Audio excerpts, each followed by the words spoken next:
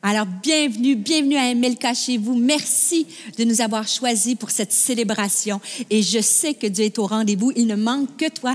Attends-toi à le voir agir, car Dieu est puissant. Il est ici pour te rencontrer.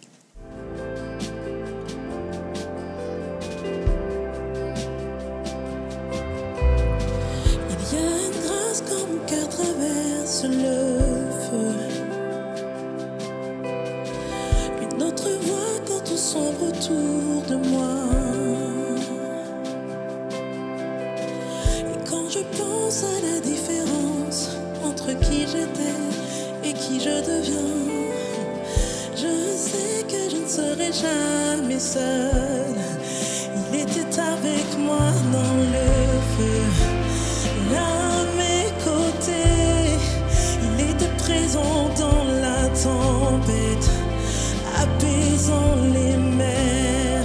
Et s'il m'arrive un jour d'oublier la montée envers moi, il y a la croix qui porte à le poids d'un sauveur mort à ma place. Il était avec moi dans le feu.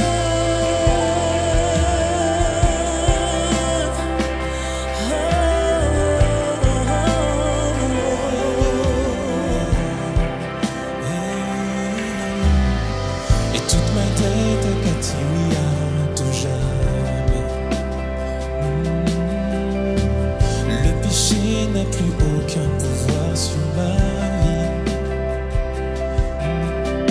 Et s'il m'arrivait de retomber entre qui j'étais et qui je deviens, et quand bien même je ne céderai pas à ce monde, et je sais que je ne serai jamais seul, car il est avec moi dans le feu. Il est présent dans la tempête, apaisant les mers. Et s'il m'arrive un jour d'oublier la puissance de sa grâce, il y a un tombeau qui est bien vide. Et cette puissance vide en moi.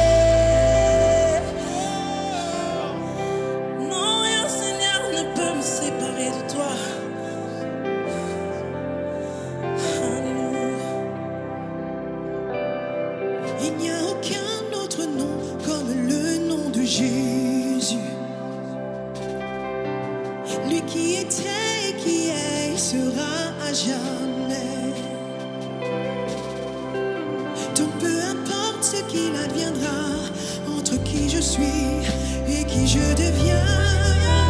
Je sais que je ne serai jamais seul.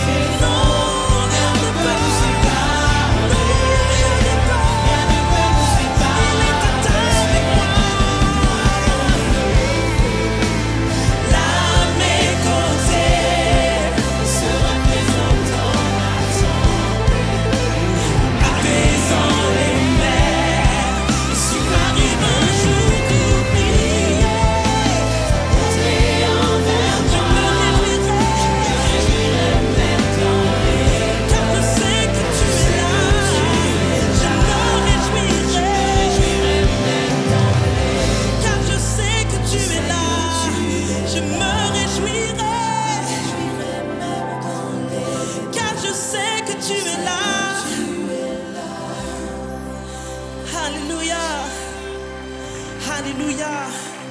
Je me réjouirai dans le feu. Est-ce que vous portez les mots là de ce qu'on est en train de dire? Est-ce que vous prenez le sens? Je me réjouirai dans l'épreuve et dans le feu. La douleur va m'entourer, la souffrance va m'entourer, mais dans mon cœur, il y aura la paix de Christ. Alléluia. Alléluia. Il ne nous abandonne pas. Il ne nous abandonne pas. Il ne nous laisse jamais seuls. Jamais seul. Non, jamais tout seul. Non, jamais tout seul. Jésus, mon sauveur, me garde. Jamais ne me laisse seul. Tu peux le chanter. Non, jamais tout seul. Non, jamais tout seul. Parce que Jésus, ton sauveur, te garde. Jésus, mon sauveur, me garde. Je ne suis jamais tout seul. Je ne suis jamais tout seul. On va reprendre ça ensemble. Non, jamais tout seul. Non, jamais tout seul. Jésus, mon sauveur, me garde.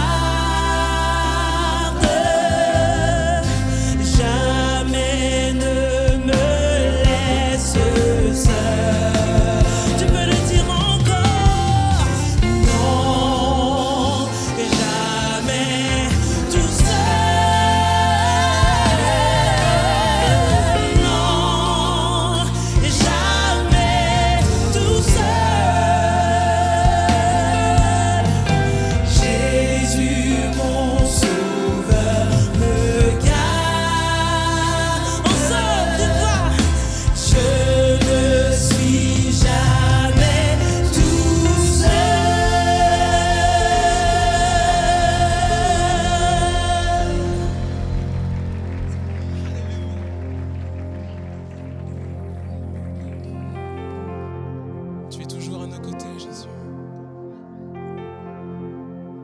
Quelle merveilleuse raison de le louer et de lui offrir toute la gloire, toute l'honneur, toute la louange, toute l'adoration. Je vais te dire, quelles que soient les circonstances aujourd'hui, choisis de louer le nom du Seigneur. Que tu sois dans la vallée de l'ombre de la mort ou face à la montagne, choisis de louer le nom du Seigneur. Nous décidons d'élever ton nom, quelles que soient les circonstances.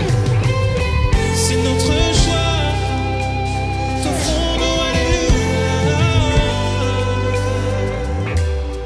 Mais alléluia t'appartient. Est-ce que tu peux le dire avec moi aujourd'hui? Mais alléluia te revient. Comme un cri du cœur. Encore une fois, disons-lui. Mais alléluia t'appartient. Oh, tout mais alléluia te revient. Et la raison est simple. Car tu en es digne, tu en es digne, oui tu en es digne, et tu en es digne. Mais alléluia, on est ensemble, avec foi. Mais alléluia t'appartient. Quelles que soient les circonstances, je veux chanter ce chant. Mais alléluia il te revient. Non pas à nous, éternel, mais seulement à ton nom. Mais alléluia il t'appartient. Il te revient. Mais alléluia te revient. Comme un cri du cœur, on veut lui dire, tu en es digne. Hey! Oui, tu en es digne. Oui, tu en es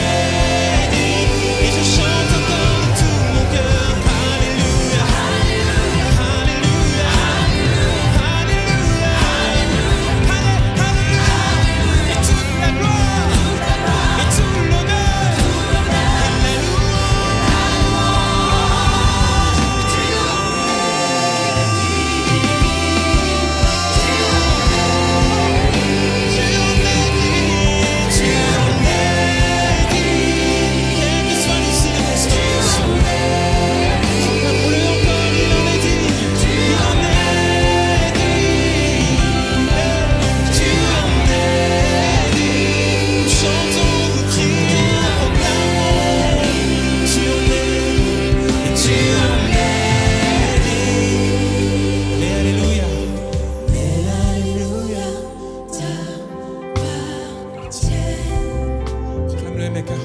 Mais alléluia. Mais alléluia te Encore une fois. Mais alléluia. Mais alléluia t'appartient. Sont à toi, ils sont à toi, Jésus. Mais alléluia te revient.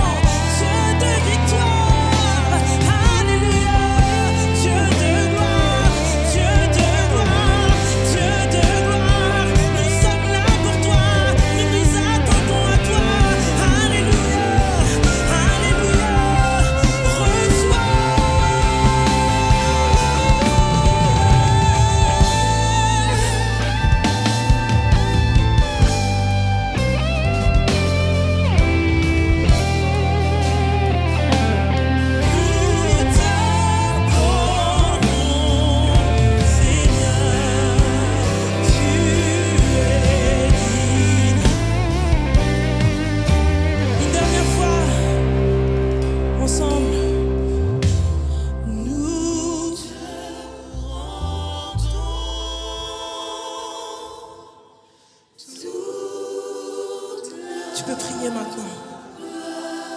Tu peux prier maintenant.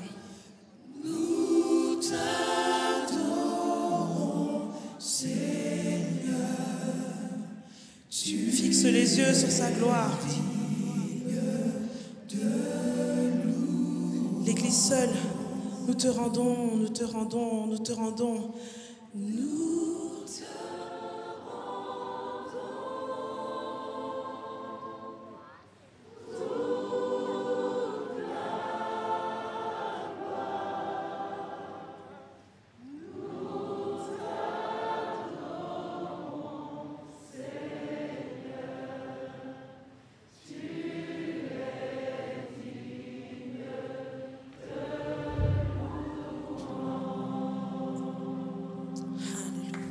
Alléluia.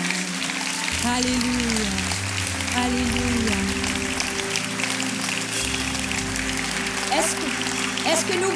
Est-ce que nous pouvons acclamer le roi des rois dans ce lieu?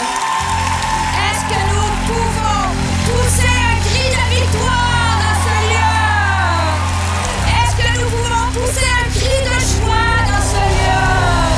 Un standing ovation pour le roi des rois. Alléluia. Amen. Amen. Est-ce qu'il y a des hommes et des femmes qui aiment Dieu dans ce lieu? Poussez-moi un dernier cri de victoire. Juste avant de s'asseoir, est-ce qu'on peut remercier l'équipe de louanges? Merci. Merci. C'est juste extraordinaire. Ah, vous pouvez vous asseoir. C'est un privilège pour moi d'être avec vous aujourd'hui. Merci d'avoir choisi Melka d'être avec nous. Merci aux gens à la maison ou derrière l'écran qui nous écoutent. Et vraiment, je suis heureuse. C'est une de mes premières réunions en présentiel depuis presque 1 an, imaginez.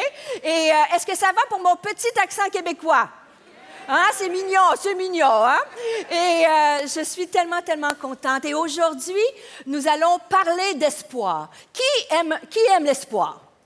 Vous savez, des fois, dans la pandémie, hein, avant la pandémie, on avait besoin d'espoir. Pendant la pandémie, qui a eu besoin d'espoir? Hein, c'était sombre. Et après la pandémie, nous aurons besoin d'espoir. Et moi, j'aime l'espoir. Parce qu'avec Dieu, les plus grands espoirs sont permis. Dis-le à ton âme. Avec Dieu, les plus grands espoirs sont permis. Et vous savez, là, cet adage qui dit, hein, tant qu'il y a de la vie, il y a de l'espoir. Mais j'aimerais te dire, aujourd'hui, alors que tu écoutes, que tu es à la maison, tu es derrière l'écran, que tu es ici en présentiel, j'aimerais te dire que tant qu'il y a de l'espoir, il y a de la vie. Amen. Mais si, vous savez, c'est intime, hein, on est entre nous et peut-être des milliers de personnes qui écoutent. Et j'aimerais vous poser la question. Hein, je me permets d'être honnête avec vous quelques secondes. Si je vous demandais, avez-vous déjà perdu l'espoir? À m'élever. Il y en a qui, j'ai entendu un non, j'ai entendu... OK. Et moi, j'aimerais être honnête avec vous. Il m'est arrivé de perdre l'espoir. J'ai déjà failli perdre l'espoir. Et pour certaines, vous me connaissez, vous dites, mais voyons, pasteur Stéphanie, tu es une croyante, tu aimes Dieu, tu connais Dieu et tu as déjà failli perdre l'espoir. C'est vrai. Et vous savez, je connais Dieu depuis, ça va faire 40 ans, cette année, que j'ai accepté le Seigneur comme mon Seigneur et mon Sauveur personnel. 40 ans de marche fidèle avec Dieu. Et je sais que certains d'entre vous se disent « Oh, mais à 40 ans, elle n'était même pas née encore, la Canadienne. » Mais et non, je sais. Mais et ça fait 40 ans que j'aime Dieu. Mais malgré ce temps, ce si longtemps que je connais le Seigneur, il m'est arrivé, j'ai failli perdre l'espoir. Et d'autres vont dire, hein, franchement, Stéphanie, on te connaît, tu es une passionnée, tu aimes proclamer l'Évangile. Et c'est vrai, moi, j'aime partager la parole. Vous savez, quand on parle de Jésus-Christ, c'est le plus puissant message qui change des vies. Et même si on connaît ces choses, il peut, oui, nous arriver de perdre l'espoir. Et ça m'est arrivé il y a quelques années. Et j'ai dû me rendre à une grande conférence à Clermont-Ferrand. Et je sais qu'il y a des femmes dans la salle que vous avez assisté à cette conférence et vous étiez là. C'était la conférence Inébranlable. Et peut-être, je vais vous raconter l'envers du décor. Mais j'étais dans une période de ma vie extrêmement difficile à tous les points de vue au niveau de ma santé. Mais aussi dans ma maison, il y avait quelqu'un près de moi, un être cher, et sans le nommer par respect de confidentialité, mais je pense que vous pouvez comprendre, il y avait quelqu'un près de moi, à cause d'une souffrance, a fait des mauvais choix, qui l'a emmené dans une tempête de la vie extrêmement difficile, et j'étais bouleversée. Humainement, dans mon cœur de femme, j'avais mal, et vous savez, je priais, cela a duré sur une période de temps. Et je priais pour cette personne-là et je ne voyais pas Dieu agir. Dites amen. Est-ce que ça vous est arrivé ou je suis encore seule? OK, j'ai des gens avec moi. Et même, je dirais, je vais faire un pas de plus. Je priais et parfois la situation était pire qu'avant. Dites amen. Il y a quelqu'un aussi qui est avec moi? Bon. Et j'étais dans cette saison-là, et bien que je connais Dieu, que j'aimais Dieu, je devais me rendre dans cette conférence et je me disais, Seigneur, qu'est-ce que je vais avoir à dire à ces femmes-là? Et dans les jours qui ont suivi, je me suis rendue à l'aéroport et j'ai préparé toutes mes valises et j'étais là pour m'enregistrer, pour prendre mon vol pour que Montréal-Paris, Paris-Clermont-Ferrand. Et j'arrive à l'aéroport et la dame, pour m'enregistrer, elle prend mon passeport. Elle me dit, mais madame, dans un air un peu froid, vois-tu, elle me dit, madame, vous ne pouvez pas voyager. Mais j'ai dit, pourquoi? Votre passeport est expiré, vous pouvez être que 48 heures en France. Et là, j'ai eu, dans ma tourmente, j'avais oublié de renouveler mon passeport. Et à ce moment-là, j'ai été envahie par une vague d'émotions négatives, des pensées noires. Et j'ai commencé à paniquer. J'ai eu peur. C'est comme si je prenais ça comme un signe et j'étais paralysée. C'est comme si on me disait, si tu vas là-bas, il va arriver quelque chose de grave à cette personne-là. Tu ne seras pas là pour la protéger. Est-ce que vous avez déjà été envahi de pensées? J'appelle ça les invasions barbares. Et j'ai dit, OK, c'est terminé. J'appelle l'organisatrice et je lui dis, moi, je ne vais pas à cette conférence-là. Et j'ai pris le téléphone, elle était en France, c'était la nuit pour elle, et je lui ai dit, je suis désolée, je ne respecterai pas mon engagement parce que je n'ai pas l'espoir. Imaginez, une oratrice, c'est son oratrice qui lui dit, j'ai pas l'espoir. Je dis, je suis bouleversée, je suis envahie. Et j'ai dit, tu sais, ta conférence s'appelle Inébranlable, et moi, j'ai rien à dire parce que je suis ébranlée. Là, il y a eu un silence au bout du fil, et la dame, avec une gentille autorité, je dirais, elle m'a dit, il y avait plus de 1500 femmes qui attendaient. On dit, les femmes t'attendent et ont besoin d'avoir un message d'espoir. Alors, j'ai dit, j'ai fait fi de mes émotions, mais mon cœur était, honnêtement, mon cœur était bouleversé. Et je me suis enregistrée, j'ai passé les mesures de sécurité, et j'avais les larmes aux yeux. Je me suis installée dans l'avion. Et quand l'avion s'est mis à décoller, je ne peux pas vous expliquer ce qui s'est passé. Mais le Seigneur est venu enlever ce fardeau. Vous savez, quand vous marchez dans la vie avec un fardeau, avec une lourdeur, et j'ai senti ce fardeau tomber, et l'avion a pris son envol, et comme si Dieu était venu me redonner l'espoir, me redonner la foi qu'avec Dieu, tout peut changer. Êtes-vous d'accord avec moi? Que Dieu est le Dieu de l'impossible. Est-ce que ma situation avait changé? Non. Mais mon espoir avait changé. Et j'ai fait cette conférence-là et j'ai quitté tout de suite après le message. Et c'est un moment de souvenir pour moi. Parce que quand j'ai quitté, il y a une dame qui m'attendait. Elle avait les larmes aux yeux. Elle m'a fait la bise. Puis elle me dit, je veux juste te dire, Stéphanie, je veux te dire quelque chose. Fait que j'ai dit, quoi? Elle me dit, quand on te regarde, on voit que tu es une femme inébranlable. Et j'ai rendu gloire à Dieu. Parce que je lui ai dit, il faut être ébranlé pour que le grand Dieu Tout-Puissant te rende inébranlable. Et ça a marqué ma vie. Et si tu es ébranlé aujourd'hui, si tu es ébranlé dans ton espoir face à ta famille, face à un être cher, face à ta santé peut-être, face à une situation financière, dans ton entreprise, le célibat, peu importe la situation, tu attends quelque chose et tu as besoin d'espoir, Dieu est ici pour te le redonner. Et des plus grands hommes et femmes dans la Bible, des hommes et des femmes de foi ont déjà perdu l'espoir. Vous savez, dans les psaumes, David, cet homme selon le cœur de Dieu, hein, dans les psaumes, c'est écrit au psaume 42, verset 12, il va dire, David, « Pourquoi t'as battu mon âme et gémis-tu au-dedans de moi? Espère en Dieu, car, tout va bien? Car je le louerai encore. » Et c'est ce que je prie pour vous aujourd'hui, que nous puissions choisir l'espoir et dire à notre âme, espère en Dieu. Et le premier point que je veux développer avec vous, je veux vous rappeler que l'espoir est un choix. C'est un choix, ce n'est pas une émotion, au contraire. L'espoir est un choix qui ne dépend pas de nos émotions, qui ne dépend pas de tes circonstances et qui ne dépend pas de ta personnalité. Au contraire, l'espoir, en fait, les émotions menacent l'espoir. Les émotions sont des voleurs d'espoir. Et l'espoir, ce n'est pas quelque chose que je sens ou je ne le sens pas. C'est une question de décision. Et on peut avoir l'espoir, chercher, choisir l'espoir, peu importe les circonstances de notre vie.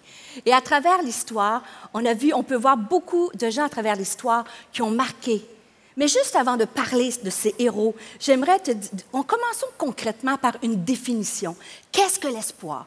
En fait, la définition de l'espoir, c'est le fait d'espérer, d'attendre avec confiance la réalisation dans l'avenir de quelque chose de favorable que l'on désire. Alors que je commence ce message, commence à penser en ton esprit. En quoi peut-être as-tu perdu l'espoir? En quoi as-tu des attentes que tu voudrais voir, des choses arriver dans ta vie, dans ta maison? Et en fait, j'aime cette citation-là qui dit « L'espoir est l'attitude et l'aptitude à faire des choix qui nous permettent de continuer à aller de l'avant en dépit des circonstances. » Et c'est pour ça que je dis qu'en dépit des circonstances, il est possible de choisir l'espoir. Et il y a un homme qui est un psychiatre juif d'origine autrichienne qui s'appelle le docteur Viktor Frankl. Et cet homme-là a vécu, vous savez, il a vécu les camps de concentration, il a vécu de vivre dans des conditions tout à fait inhumaines. Et lorsqu'on lit autour de son histoire, on découvre que même ses parents sont morts dans ces camps de concentration-là, sa propre épouse est décédée, ils ont été tués, et il a appris ces tragiques nouvelles lors de sa libération. Et malgré, après avoir traversé autant d'une condition atroce, Dr. Viktor Frankl écrira « On peut tout enlever à un homme, sauf une chose. La dernière des libertés humaines, celle de choisir son attitude en toutes circonstances, de choisir sa propre voie. » Nous ne choisissons pas les événements qui nous arrivent. Nous ne choisissons peut-être pas dans la saison dans laquelle tu vis, mais tu peux choisir l'attitude à laquelle tu vas la traverser.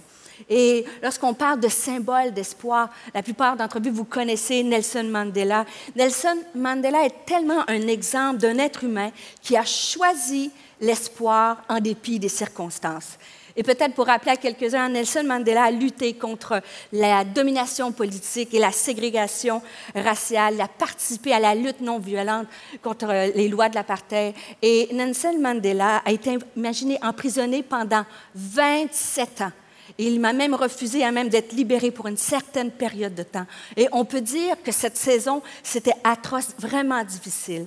Et Nelson Mandela a dit, « Souviens-toi que l'espoir est une arme formidable, même quand tout le reste est perdu. » Il a aussi dit que vos choix reflètent vos espoirs et non vos peurs.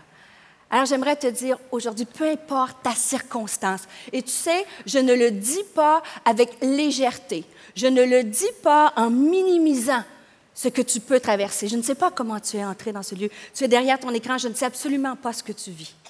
Mais une chose est certaine, à travers les années de ministère, j'ai accompagné, j'ai vu des hommes, des femmes vivre des choses extrêmement difficiles. Et je sais que la vie est dure, mais qu'il y a toujours de l'espoir, peu importe tes circonstances.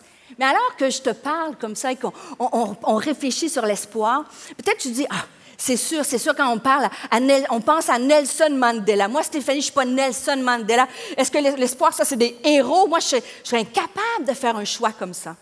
Je veux te dire que l'espoir est un choix qui ne dépend pas non plus de ta personnalité. Ce n'est pas du tout basé, ce n'est pas uniquement pour les héros, c'est accessible à chacune d'entre nous.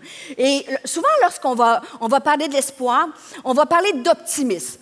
Êtes-vous d'accord avec moi qu'on va penser que les personnes optimistes ont plus de facilité à choisir l'espoir?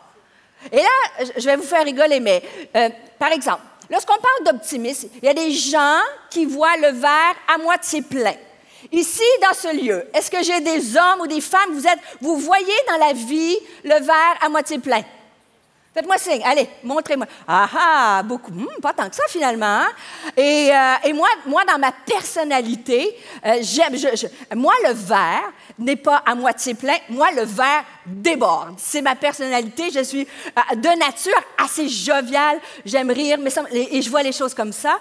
Et mon mari, et là, peut-être certains vont se reconnaître, moi, mon mari est un cartésien analytique. Est-ce que j'ai des cartésiens analytiques dans ce lieu? J'ai des comptes à rendre. Alors, est-ce qu'il y a des gens cartésiens analytiques dans ce lieu? Je blague. Et que vous voyez, que vous voyez le verre toujours à moitié vide. Il y en a dans ce lieu? Oui, affichez-vous. Parce que chez nous, moi, je suis du genre optimiste, mon mari pessimiste, et je ne vous dis pas qu'il y a des jours qu'il y a eu des discussions, que c'était assez difficile. Est-ce qu'il y a des couples? Vous vous reconnaissez dans ça? Mais vous savez que l'espoir, ça ne repose pas sur la personnalité. En fait, être optimiste, c'est une croyance de penser que par nos propres actions, en fait, être optimiste, c'est croire qu'on peut obtenir un avenir meilleur, quelque chose de bien, par nos capacités ou par les capacités de quelqu'un d'autre. Et c'est malheureusement faux parce que, vous savez, depuis que je vous parle d'espoir depuis quelques instants, vous savez que je peux lire à travers vos pensées. Et souvent, lorsqu'on parle d'espoir, il y en a que je vous vois penser, vous dites, « Ouais, Stéphanie, moi, j'ai déjà espéré. J'ai déjà espéré, mais j'ai été déçue. » Et là, on parle de faux espoirs. Et c'est ça qui est difficile des fois dans la vie. On veut espérer, mais malheureusement, on peut être déçu par des personnes qui nous ont fait des fausses promesses. On peut être déçu dans un mariage de quelqu'un qui t'a promis l'amour pour jusqu'à la mort nous sépare et tout s'est effondré. Tu peux être déçu peut-être avec tes enfants, que ce n'est pas comme tu pensais. Tu peux être déçu, une promotion que tu as cru à l'espoir d'une promotion, ça n'est jamais arrivé. Tu peux être déçu de toutes choses. Mais je veux te dire aujourd'hui que lorsqu'on place notre espoir dans la personne qui est digne de confiance, nous ne sommes jamais déçus. La Bible nous dit dans le livre, dans Jérémie au chapitre 29, verset 11, et vous connaissez ce passage-là, mais je veux le rappeler à votre esprit. Dis à ton âme, car je connais les projets que j'ai formés sur vous, dit l'Éternel, projets de paix et non de malheur, afin de vous donner un avenir et de l'espérance. Dieu a un avenir, Dieu a des projets de paix et non de malheur pour toi. Amen. Dieu a des projets de paix et non de malheur pour ta maison. Amen. Dieu a des projets de paix et non de malheur pour ton mariage. Dieu a des projets... Vous êtes pas... Allez, c'est moi qui est jet lag, qui arrive du Canada. Moi, je suis en feu. Dieu a des projets de paix pour ta destinée, pour ta carrière, pour l'université, pour ta maison, pour le salut de tes enfants, pour ta santé. Amen. Dieu a de grandes destinées. Et c'est pas moi qui le dis, c'est la Bible qui le dit. La Bible ne ment pas. Mais des fois, vous connaissez l'avion Le Concorde, bien sûr. Beaucoup d'entre vous connaissent cet avion magnifique, le Concorde. Vous savez, on l'appelait l'oiseau blanc. Et c'est mythique. C'est un avion extraordinaire qui avait une destinée formidable. Et c'est un avion qu'on a peu vu. C'est le seul avion il volait à 2 fois la vitesse du son. Aucun avion civil ou militaire a réussi à faire ça. Le Concorde, c'était la noblesse. Tout le monde voulait faire Paris-New York en Concorde. C'était la destinée. Et lorsqu'on regarde cette histoire-là, c'est triste. C'est triste parce que La destinée du Concorde s'est arrêtée en quelques instants pour un simple débris. Un simple débris qui a été laissé sur la piste, le tarmac. Et lorsque le Concorde a pris son envol, bien qu'il s'en allait, il s'envolait vers le ciel, l'avion est parti. Et le pneu, la roue de l'avion a touché ce débris. Et le pneu a éclaté. Et ce qui a entraîné une réaction, des réactions en chaîne. Et le réservoir du Concorde s'est mis à s'enflammer. Et vous connaissez la fin. Et lorsque je priais pour ma propre vie, lorsque j'étais face à des voleurs d'espoir, et que je décide de choisir l'espoir, je me dis, je ne veux pas, et j'espère t'inspirer aujourd'hui, je ne veux pas que des débris de ma vie viennent me voler ma destinée. Je ne veux pas des choses de la vie. Qu'est-ce que c'est, les choses de la vie? C'est ce que je vous ai raconté tout à l'heure, des pensées négatives. Alors que j'étais à l'aéroport, j'étais paralysée, j'étais envahie par des pensées sombres, des pensées noires. Et ça m'a volé mon espoir. Qu'est-ce que c'est? Des débris de ta vie? J'ai dit des fausses promesses dans un mariage. J'ai dit peut-être des fausses promesses. Et permettez-moi, moi je dis toujours, on ne fait pas tous ces kilométrages en avion pour jouer à l'église. On fait tous ces voyages-là pour qu'on puisse être touché, inspiré par Dieu et rentrer dans cette destinée-là.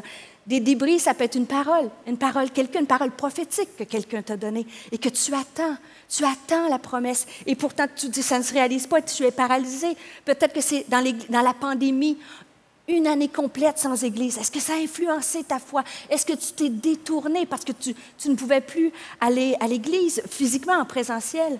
Mais peut-être des fois, des petits débris, c'est des choses simples. Je vous parle simplement des réseaux sociaux, n'est-ce pas? Instagram, Facebook, et je ne suis pas contre les réseaux sociaux. Vous pouvez me suivre sur Instagram, Facebook. Ce n'est pas la question.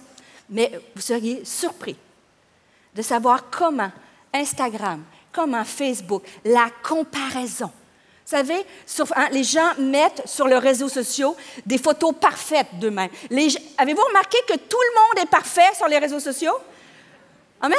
Tout le monde est beau, leurs enfants sont tous parfaits, leurs maris sont tous mignons, ils ont des vacances complètement parfaites et ils cuisinent parfaitement. Les assiettes sont magnifiques, avez-vous remarqué? Et malheureusement, lorsqu'on perd espoir, c'est un simple débris. Mais lorsque tu te compares quotidiennement à des choses superficielles, lorsque tu t'arrêtes à des gens qui t'ont fait de fausses promesses, qui n'étaient pas dignes de confiance, tu te fais voler ton espoir. Et c'est pour ça que l'espoir est un choix qui ne repose pas sur les émotions, sur les circonstances, pas besoin d'être un héros, pas besoin d'avoir la personnalité, mais ton choix repose sur une solide fondation.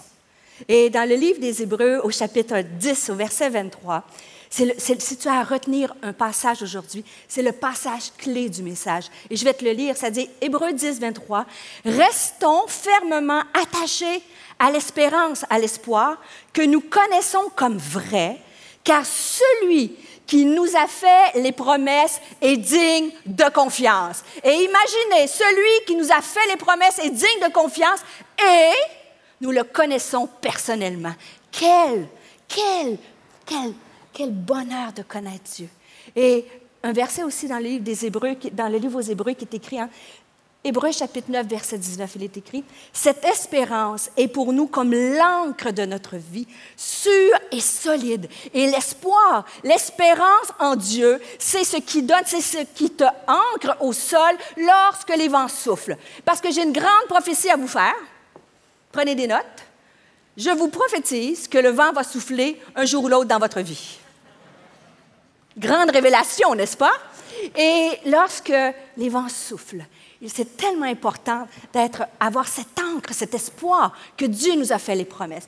Et pour certains, peut-être, vous savez, moi, je suis une scientifique de formation. J'ai un doctorat en biochimie. J'ai travaillé quelques années dans l'industrie pharmaceutique. Et oui, tous les chemins mènent à Dieu. Alors, de mon doctorat, mais avant de faire mon doctorat, j'ai fait une maîtrise. Alors, tenez-vous bien, là, vous comprendrez vraiment rien. J'ai fait une maîtrise en océanographie. Bon, on ne sait pas trop ce que ça fait un océanographe, là, à part Cousteau à l'époque, et cette maîtrise-là, j'ai pu faire des études sur le grand fleuve Saint-Laurent au Québec. Et le fleuve Saint-Laurent, au mois d'octobre, il fait très froid. Octobre au Québec, c'est pas janvier, mais il fait quand même froid, c'est noir. Et le fleuve, c'est immense, on ne voit pas l'autre côté de la rive. Et je sais que c'est difficile de vous imaginer, sans vous insulter, mais c'est pas comme les petits cours d'eau ici en Europe, là. Hein? Je vous parle d'un cours d'eau vraiment important, n'est-ce pas? Et bien sûr, je vous fais des blagues, mais un cours d'eau qui était immense. Et c'était la nuit parce qu'on avait des quarts de nuit. Et sur ce navire-là, le vent s'est mis à se lever et ça tanguait à droite et à gauche. Et je commençais à avoir peur. Et finalement, mon directeur de maîtrise à l'époque, je pense qu'il a voulu me rassurer. Et il voyait que j'avais la nausée, je changeais de couleur. Et il me dit, tu sais, Stéphanie, quand on a la nausée, il faut manger des bananes. Alors, je vous donne un conseil aussi. Si vous êtes en bateau et que vous avez la tempête se lève, vous avez la nausée, il faut manger des bananes. Alors, j'ai dit, pourquoi il faut manger des bananes? Et il me dit, parce que la banane, elle a le même goût à l'aller qu'au retour. Et je fais des blagues. Il a voulu me faire rire, bien sûr.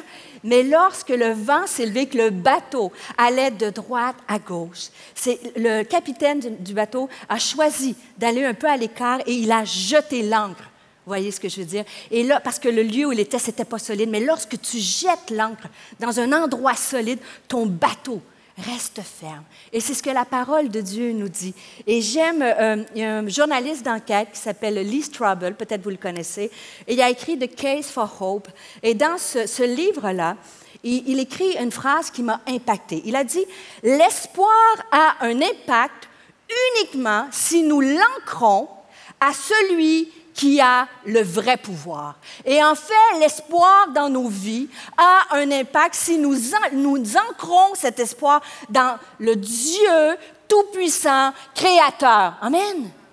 Et la parole de Dieu nous dit que nous pouvons, à travers la création, voir la grandeur de Dieu. Comment Dieu il est parfait dans l'infiniment grand comme dans l'infiniment petit. Et lorsqu'on parle surtout de l'univers, c'est des données, c'est astronomique, c'est difficile de s'imaginer cette perfection, cette grandeur-là de l'univers. Et dans les quelques instants qui vont suivre, j'aimerais vous emmener avec moi dans un voyage cosmique et vous donner juste un petit cours d'astronomie en quelques secondes, juste pour vous montrer. Nous faisons partie, nous sommes habitants, bien sûr, de la planète Terre. Et cette planète-là fait partie d'une grande galaxie qui s'appelle la Voie lactée. Et si on regarde cette image-là, c'est la Voie lactée. Et imaginez le diamètre, la largeur de la Voie lactée fait 925 avec 15 zéros, 0,0000000 kilomètres de large. C'est immense, c'est tellement grand que c'est difficile à s'imaginer. Et vous savez, il faut être plus grand que ce que l'on crée. Il faut être plus puissant que ce que l'on crée. Et nous, notre ancre est dans ce grand Dieu puissant, tellement grand. Et je vais faire un pas de plus avec vous, parce que c'est difficile à croire, à penser cette grandeur-là. Si on peut, les proportions, par exemple, la Voie lactée. Si la Voie lactée on s'imagine, toute proportion gardée, que la Voie lactée, c'est de la taille de... Vous prenez l'Europe au complet et l'Afrique. Voyez-vous, c'est immense, hein? Et nous, lorsqu'on regarde la Voie lactée, nous, dans toute cette Voie lactée-là, nous sommes, et pendant des années, vous voyez le centre qui est lumineux? Pendant des années, à l'époque, on croyait qu'on était le centre de l'univers, que l'humain, la Terre, la planète Terre était au centre de l'univers. Et là encore, j'ai une grande révélation pour vous. J'aimerais dire à ton voisin, à ta voisine, tu n'es pas le centre de l'univers. Et particulièrement si c'est ton mari ou ta femme, ça fait du bien, hein? Dis-lui, tu n'es pas le centre de l'univers. Et au contraire, lorsque tu vois ces grandes dimensions-là, et ce n'est pas le temps de régler vos comptes non plus, là, hein? Et lorsque tu regardes cette galaxie-là, c'est fascinant parce que nous, on n'est qu'une petite poussière où il y a les flèches, voyez-vous? Et comme je dis, si on regarde les proportions, la Voie lactée, c'est comme l'Europe au complet et l'Afrique et le système solaire où on est, c'est gros comme la pièce de 1 euro. Pouvez-vous imaginer la grandeur? Cette grandeur-là. Et nous, on est dans le système solaire. 1 euro.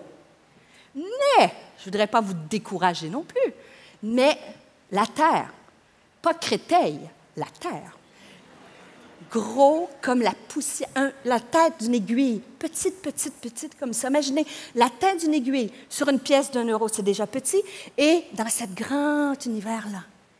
Et je ne sais pas si ça fait le même effet que vous. Moi, j'ai un effet d'un grand Dieu majestueux. Et c'est fou parce que lorsqu'on regarde aussi dans le système, notre Terre fait partie, j'ai dit, du système solaire. Et le système solaire fait partie de la galaxie, la Voie lactée. Et la Voie lactée est constituée, entre autres, de milliards et de milliards et de milliards d'étoiles. Et je vous rappelle que Dieu connaît toutes les étoiles qu'il connaît. Et notre galaxie, constituée de milliards et de milliards et milliards d'étoiles, si vous regardez la suite, le petit point blanc que vous voyez, les petites taches blanches sur toute cette image, ce ne sont pas des étoiles, mais des galaxies. L'univers est constitué de milliards et de milliards et de milliards de galaxies. Et les galaxies sont constituées de milliards et de milliards et de milliards d'étoiles. Et alors qu'on va se préparer à regarder une vidéo qui nous montre la grandeur de Dieu, j'aimerais juste te dire, je ne te dis pas ceci pour que tu te sentes petit, parce que parfois, dans la grandeur de l'univers, on a l'impression qu'on n'est rien. Qui suis-je? Qui est l'homme pour que tu te souviennes de lui? Mais Dieu ne veut pas qu'on se sente petit.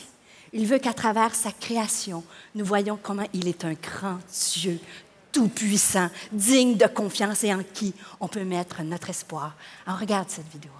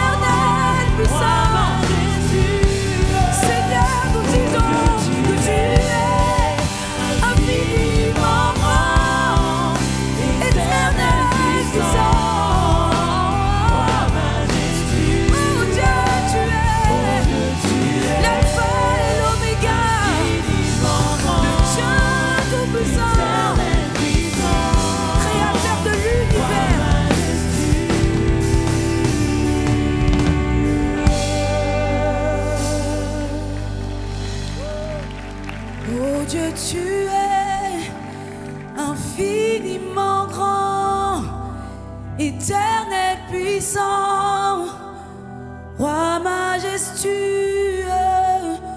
Oh Dieu, tu es infiniment grand, éternel puissant, roi majestueux.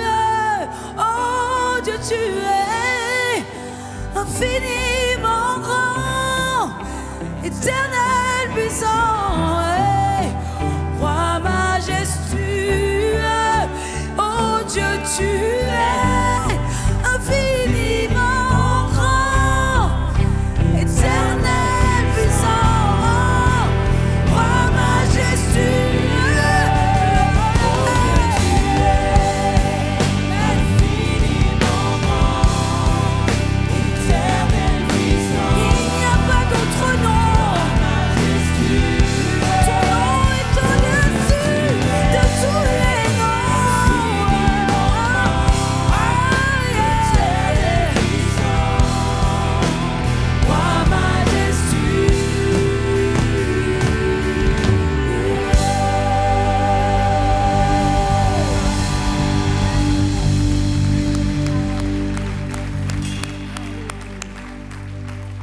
Et imaginez, la parole de Dieu nous dit, hein, qui est celui qui tient, qui mesure les cieux à travers la paume de sa main? Dans Ésaïe 40, ça nous dit que Dieu tient l'univers dans la paume de sa main.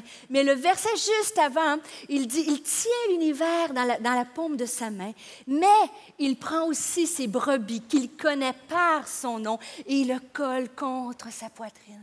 Quelle puissance, quelle source d'espoir de savoir que notre solide fondation est en Dieu créateur tout-puissant. Et lorsqu'on regarde encore à ce grand univers-là, dans les dernières années, une des dernières, maintenant ils en ont découvert encore plus loin, mais une des galaxies les plus éloignées de la nôtre, de la Voie lactée, s'appelle la galaxie du tourbillon.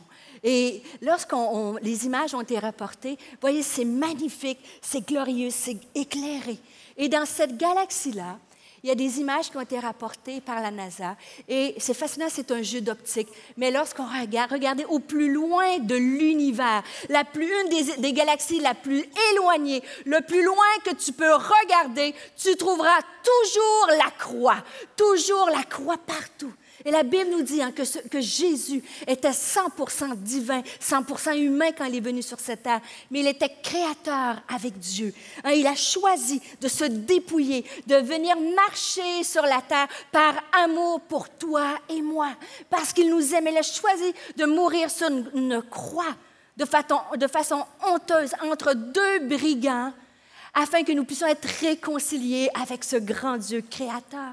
Dieu est un Dieu si puissant, mais si personnel. Et ce même Jésus, lorsqu'il a marché, hein, il a marché sur la terre, il est allé à un puits, il a vu une femme qui n'avait pas la bonne nationalité, une femme qui n'avait pas le bon genre, une femme de mauvaise vie. Personne ne voulait parler à cette femme. Et ce grand Dieu créateur a choisi de marcher et de nous aimer. Je ne sais pas si ça vous fait le même effet qu'à moi, mais quel privilège. Je peux avoir espoir en Dieu parce qu'il est digne de confiance. Et alors que nous arrivons à la fin de cette célébration, je veux te dire, n'oublie pas, l'espoir est un choix. L'espoir est un choix qui ne repose pas sur les émotions. L'espoir est un choix qui ne repose pas sur les circonstances. L'espoir est un choix qui ne dépend pas de ta personnalité. Et choisir l'espoir n'est pas réservé aux héros. L'espoir est un choix qui repose sur une solide fondation. Jésus-Christ, mort et ressuscité. Alléluia.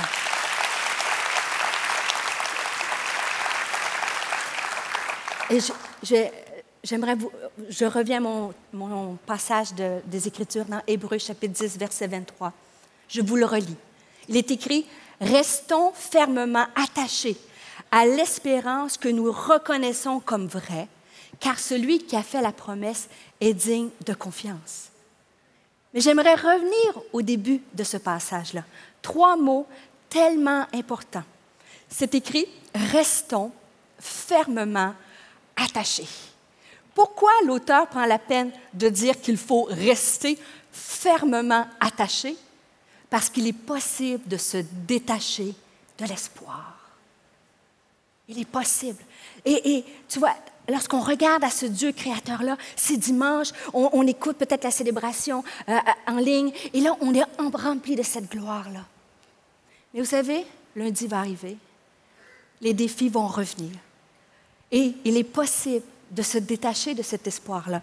Et c'est, vous savez, quand on parle souvent d'avoir perdu l'espoir, c'est rare parce qu'on va dire, lorsque la tempête est arrivée, souvent lorsque la tempête arrive, lorsque le vent souffle, une maladie, une situation tragique, quelque chose, une perte, quelque chose de tragique, comme croyant, on va s'accrocher à Dieu, on va s'accrocher à l'espoir. Mais savez-vous, un des plus grands voleurs d'espoir, c'est la déception. La déception te tue l'espoir à petit feu. C'est quoi la déception? C'est quand les choses ne se passent pas comme tu pensais. Amen? Est-ce que je suis tout seul à avoir déjà marché sur le chemin de la déception? On parle des vraies choses. On n'est pas ici pour jouer à l'église. On est ici pour parler des vraies choses. Et moi, je lève la main la première. La déception, c'est lorsque tu oses croire quelque chose et tu vois que ça s'améliore un peu, puis ça rebaisse. Et là, tu oses croire encore parce que tu aimes Dieu, puis tu dis, ah oui, d'un culte à un autre culte, tu dis, je m'encourage et je mets mon espoir. Et quand la situation, ça monte, puis et je suis constamment déçue. Et c'est là que, humainement, on se protège parce qu'on a peur d'être blessé. Amen. Et si je te pose une autre question, alors qu'on arrive à la fin de cette célébration-là, c'est assez indiscret, si je te demande, est-ce que tu as déjà été déçu de Jésus?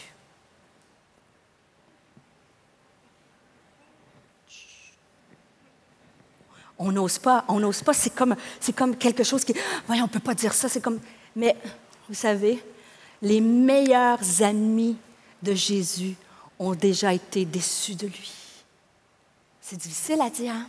Je vous remets, c'est le dernier passage que je veux partager avec vous. C'est dans l'Évangile de Luc, je vous remets dans le contexte. C'est Jésus. Jésus est mort, crucifié, 2 brigands, une mort tragique. C'est honteux, mourir avec des voleurs. Et il y a des hommes qui marchent sur un chemin. Ils sont en marche vers une ville qui s'appelle Emmaüs.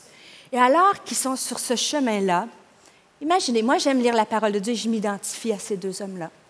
Et alors qu'ils sont sur le chemin, ils se parlent l'un à l'autre.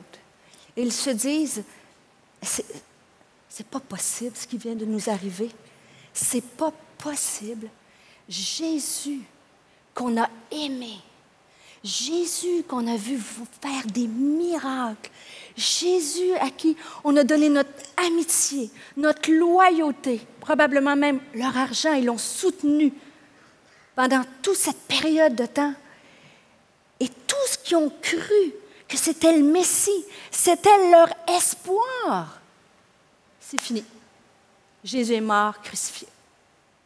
On va lire le texte. Dans l'Évangile de Luc, au chapitre 24, verset 15. Pendant qu'ils échangeaient leurs propos et leurs réflexions, Jésus lui-même s'approcha d'eux et les accompagna. Mais c'est fou. La Bible nous dit, imaginez, ils sont entrés là, ils sont découragés, déçus, tristes. Et imaginez l'histoire, Jésus entre dans la scène et marche à côté d'eux. Mais la Bible nous dit, mais leurs yeux étaient incapables de le reconnaître. C'est fou. Il leur dit, de quoi discutez-vous en marchant? Ils s'arrêtèrent, l'air attristés. Et l'un d'eux, nommé Cléopas, lui répondit, es-tu le seul parmi ceux qui séjournent à Jérusalem qui ne sache pas ce qui s'est passé ces jours-ci? Quoi donc? Leur demande-t-il. Ce qui est arrivé à Jésus de Nazareth, c'était un prophète. Ils sont tellement déçus, ils sont tellement tristes que ce n'est plus le Messie qu'ils ont cru. Jésus est rendu un prophète. Et pourtant, Jésus marche avec eux. Les yeux ne peuvent pas le voir. Il dit, nos chefs des prêtres et nos dirigeants l'ont livré aux Romains pour le faire condamner à mort et clouer sur une croix. Nous avions espéré qu'il était celui qui devait délivrer Israël.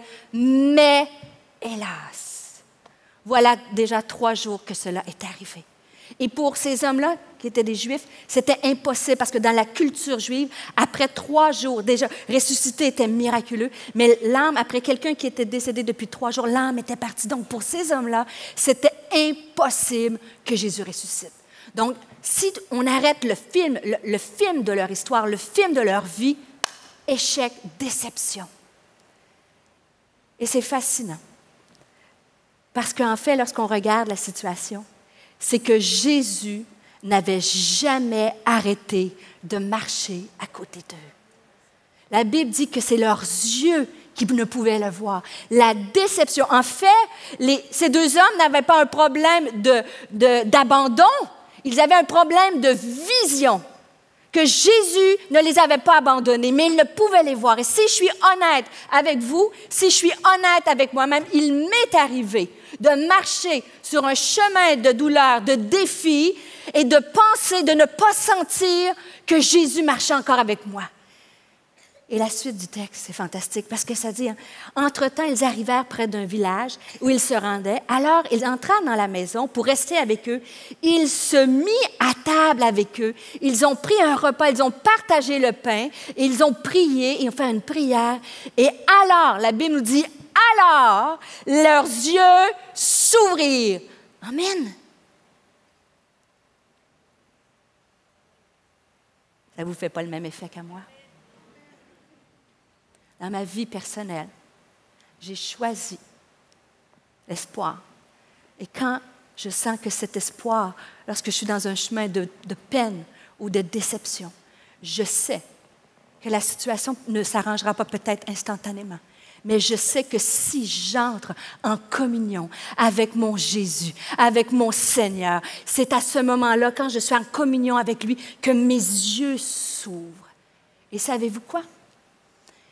Ils ont dit, ils ont reconnu et ont dit, le Seigneur est réellement ressuscité.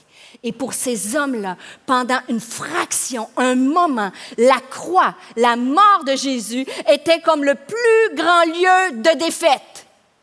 Mais ce lieu-là est devenu le plus grand lieu de victoire. Alors, je veux le dire à quelqu'un qui a besoin de l'entendre dans ta vie personnelle, dans ta vie émotionnelle, dans ta vie spirituelle. Peut-être que tu as l'impression que tu es sur une voie de défaite. Peut-être que tu as l'impression que ta vie est un échec, que tes enfants sont un échec, que ta carrière est un échec. Mais Dieu a la capacité d'ouvrir tes yeux, de t'enlever cette déception aujourd'hui et de changer ton lieu de défaite en lieu de victoire. Parce qu'il est le Dieu Tout-Puissant. Il est le Dieu Créateur. Il est l'alpha et l'oméga, le commencement et la fin, le lion de Juda, le Dieu 3 fois saint, immuable, qui ne change pas. Et c'est pour ça, on ne prêche pas un évangile de défi, de déni, de baguette magique, de trucs. C'est pas ce que je veux dire. Mais je veux vous dire, un homme et une femme qui choisit l'espoir, basé sur une solide fondation. L'espoir va te faire triompher de toutes tes déceptions. Parce que saisis-le. Saisis-le pour toi aujourd'hui. Saisis-le pour ta vie. Il peut te faire triompher de toutes tes déceptions. Il peut te ramener la joie. Il peut te fortifier ton âme. Il peut changer ta destinée. Et c'est celui qui est le Tout-Puissant. Et j'aimerais prier avec vous. J'aimerais qu'on puisse chanter un chant qui nous parle de l'espoir. J'aimerais que Dieu puisse venir par son Saint-Esprit, venir ouvrir les yeux. On ne joue pas à l'Église. J'aime dire, je ne suis pas ici pour vous impressionner, je vous ai raconté quelques failles. Vous n'êtes pas ici pour m'impressionner non plus. Mais on est ici pour que Dieu puisse venir nous toucher, nous restaurer, nous relever, nous faire briller et prendre notre envol comme le Concorde. Et peut-être qu'il y a un petit débris sur la piste de ta vie.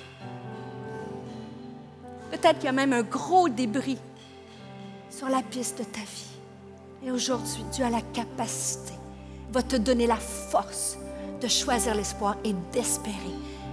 Parce que je connais les projets que j'ai formés sur vous, dit l'Éternel. Projets de paix et non de malheur, afin de vous donner un avenir et de l'espérance. Est-ce qu'on peut se lever ensemble?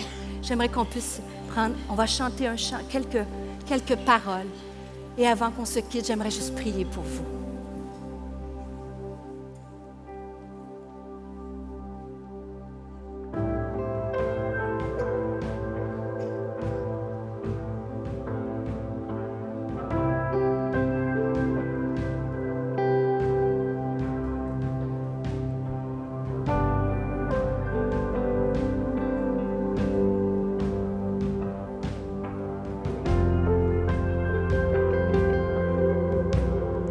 J'ai cet espoir, tel une encre pour mon âme, dans la tempête, je m'appuie sur toi, dans ton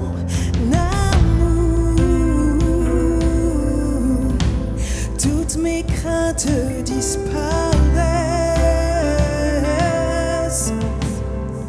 dans ton amour. J'ai confiance en toi. Mon espoir est assuré à la croix.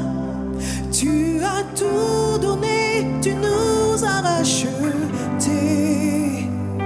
Cet espoir est une encre pour mon âme, inébranlable est notre Dieu.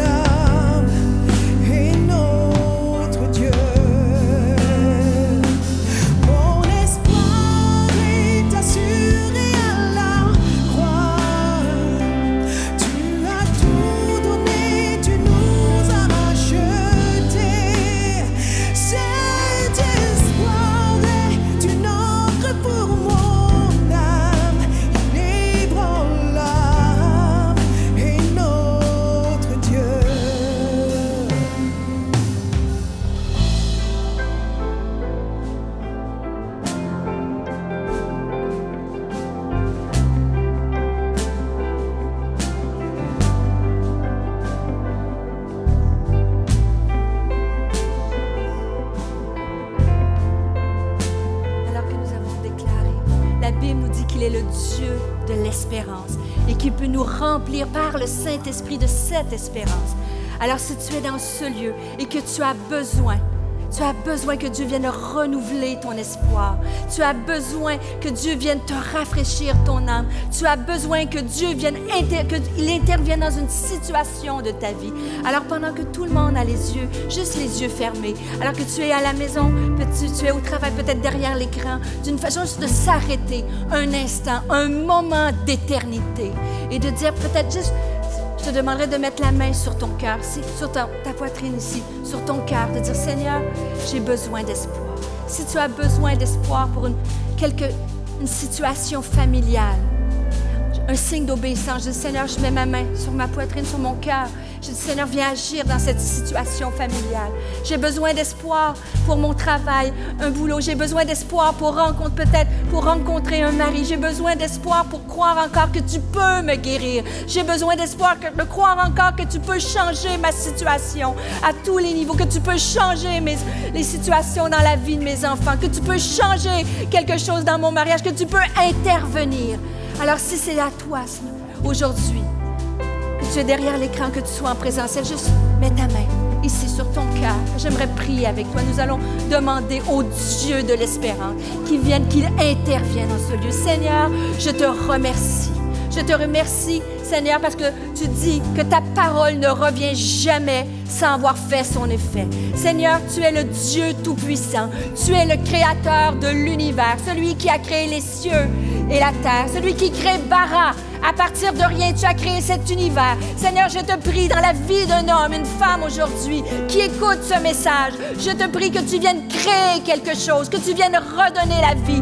Peut-être que tout est chaos, tu mets l'ordre. Peut-être que c'est l'obscurité, tu mets la lumière. Parce que tu es le grand Dieu créateur tout-puissant et tu es la fondation de notre espoir. Nous déclarons cette fondation, nous déclarons ta grandeur. Seigneur, parce que tu es mort et ressuscité, la Bible nous dit que le voile est déchiré, nous avons accès à ta puissance. Alors Seigneur, je prie pour un homme, une femme, interviens dans sa vie. Je te prie, Seigneur, pour des témoignages puissants, que des hommes et des femmes vont choisir l'espoir aujourd'hui. Choisir l'espoir, peu importe les circonstances et les émotions. Et Seigneur, tu vas restaurer, tu vas triompher et tu vas changer les lieux de défaite en lieux de victoire. Et c'est dans le puissant nom de Jésus que nous t'avons prié et que nous puissions acclamer. Est-ce qu'on peut acclamer le roi des rois, le Seigneur des seigneurs? Est-ce qu'on peut lui dire merci, merci, merci pour son amour et sa grandeur? Alléluia. Amen. Je vous merci infiniment d'être avec nous aujourd'hui. Merci à ceux qui nous avaient suivis par l'Internet. Et si vous avez besoin de prière, n'hésitez pas. Vous pouvez nous rejoindre par écrit à prière@églisemlk.fr. Vous avez aussi besoin de prière, vous pouvez appeler la ligne de prière si vous avez besoin que Dieu intervienne dans votre vie. N'hésitez pas à demander la prière. Et aussi, si vous voulez vous joindre à nous par des dons, vous savez, tout ceci, tout MLK Grand Paris est ici pour vous servir. Alors, si vous voulez nous aider, vous pouvez donner en allant sur jeveudonner.fr. Vous voulez être partenaire avec nous, n'hésitez pas. Vous pouvez aller sur le site jeveudonner.fr et je veux être partenaire aussi. Et j'aimerais vous remercier. Merci d'être avec nous. Merci, que Dieu vous bénisse grandement. Et peut-être une dernière annonce. Est-ce qu'il y a des femmes dans ce lieu? Faites-moi signe, est-ce qu'il y a des femmes dans ce lieu? Allez, les femmes, d'habitude, vous vous manifestez plus que ça. Est-ce qu'il y a des femmes dans ce lieu? J'aimerais vous inviter personnellement à notre grande conférence Shine by MLK qui aura lieu 27, 28, 29 août. Rachel Dufour sera oratrice. Moi, nous aurons le privilège d'avoir Dena aussi avec nous. Des ateliers par des femmes extraordinaires. La billetterie est à l'arrière. Sur Internet aussi, en ligne, vous pouvez vous inscrire. Alors, on vous attend 27, 28 et 29 août. Que Dieu vous bénisse. Amen.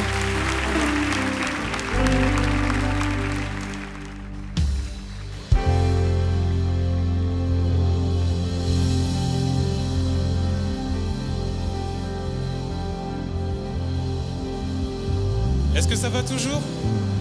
Est-ce qu'on peut acclamer bien fort le Seigneur? Lui seul est notre espoir. Alors tu vas regarder à gauche, à droite, et tu vas dire à ton voisin, tu fais partie d'une génération choisie. Tu es excellent, tu es excellente, tu es belle, tu es beau, et le Seigneur a des plans de bonheur pour toi.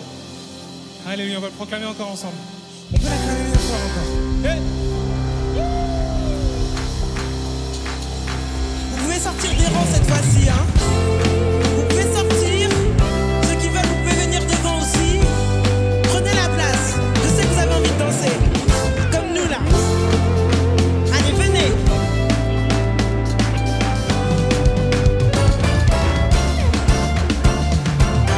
Nous sommes une génération choisie, appelée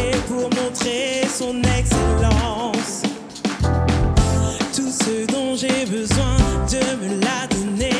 Je sais qui je suis. Ensemble, nous sommes une génération choisie, appelée pour montrer son excellence. Tout ce dont j'ai besoin, Dieu me l'a donné. Je sais qui je suis. Je sais qui je suis en Christ. Ce que j'ai en Christ. Où je suis en Christ. Je sais qui je suis. Je sais qui je suis en Christ. Ce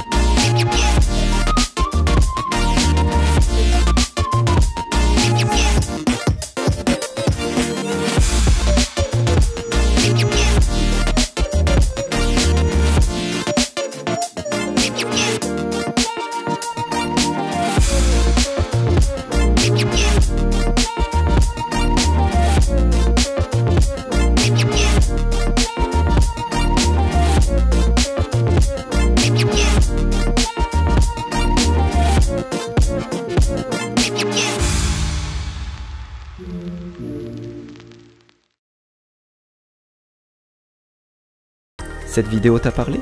Clique sur j'aime. N'oublie pas également de t'abonner et de déclencher les notifications. Si cette vidéo t'a touché, elle peut aussi faire du bien à ceux qui t'entourent. Prends 5 minutes pour la partager à un proche ou à un ami qui en aurait besoin. Devenir partenaire, c'est facile. Tout d'abord, allez sur le site jeveuxêtrepartenaire.fr. Saisissez le montant que vous souhaitez donner. Ensuite, inscrivez vos coordonnées. Puis, validez mon abonnement. Ajoutez vos coordonnées bancaires et cliquez sur s'abonner. Merci. Donnons aujourd'hui pour construire ensemble l'Église connectée de demain.